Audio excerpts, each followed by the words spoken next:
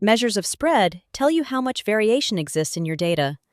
Knowing the average is not enough, because two processes can have the same average but behave very differently.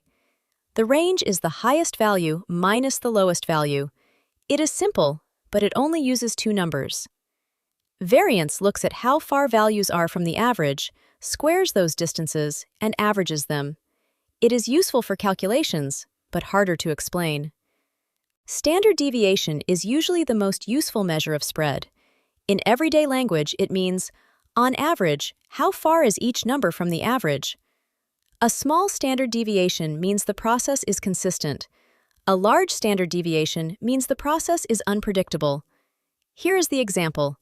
Process A has times of 5.0, 5.1, 4.9, 5.2, and 4.8 minutes. The average is 5 minutes. Now compare each value to the average. 5.0 is 0 away. 5.1 is 0.1 above. 4.9 is 0.1 below. 5.2 is 0.2 above. 4.8 is 0.2 below. Because positives and negatives would cancel out, we square the distances, average them, then take the square root. That gives a standard deviation of about 0.16. So a typical value is only about 0.16 minutes away from the average. That is a very consistent process.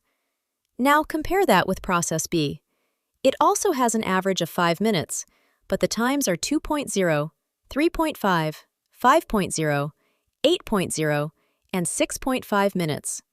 Same average, very different experience. The standard deviation is much larger, around 2.35. That means customers might wait 2 minutes or 8 minutes.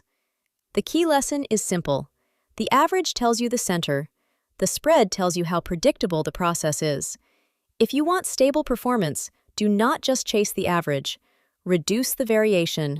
This topic is covered inside SimplicityHub Lean Six Sigma courses, with full lessons, examples, quizzes, and accreditation. Enroll today and start building real improvement skills.